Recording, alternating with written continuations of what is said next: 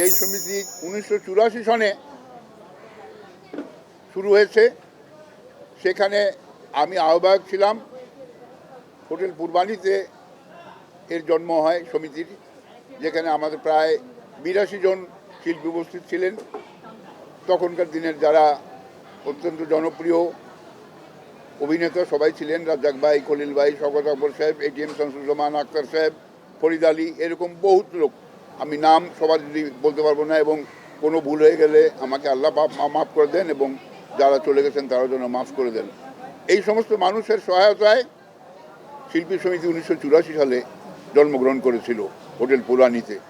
তখন কমিটিতে রাজ্জাক ভাই সভাপতি এবং আমি সাধারণ সম্পাদক হিসেবে দায়িত্ব নিয়েছিলাম। শুরু হয়েছিল কাজ, 3 মাসের মধ্যে রাজ্জাক ভাই পদত্যাগ করেছিলেন। এটি আমার জন্য একটা কঠিন ব্যাপার ছিল, যে কি মুশকিল, প্রথমেই এরকম, কিন্তু পেরেছিলাম সামলে নিতে। আমি খলিল ভাইকে সভাপতি হিসাবে এনেছিলাম, এবং সেই খলিল ভাইকে নিয়ে আমি কাজ শুরু করেছিলাম। দীর্ঘ 2টি টার্ম, 4 বছর খলিল ভাই সভাপতি থাকলেন। এরপরে সভাপতির পদে খলিল ভাই আমাকে বললেন যে এবারে শরীফ সাহেব আপনি আসেন সভাপতি হিসাবে। এরপরে আমি 6 বছর পরে সভাপতির পদে এসেছিলাম।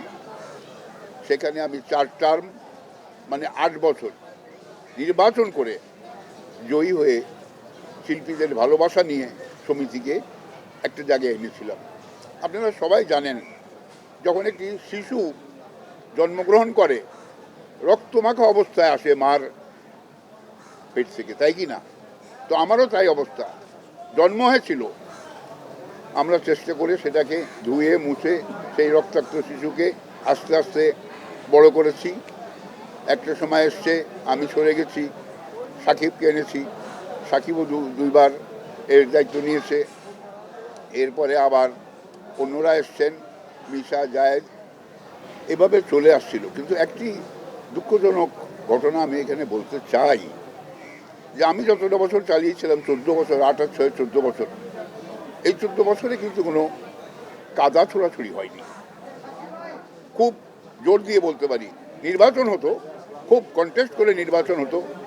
সেই নির্বাচনে যে জয়ী হতো এবং যে হেরে যেত, সে এসে মালাটা পরিয়ে দিয়ে তাকে গ্রহণ করে দিত। আমাদের সময় এটা ছিল। কিন্তু এই কয়টি বছর আমি দেখলাম, আপনারা সবাই জানেন, এটা কোনো নতুন কথা না।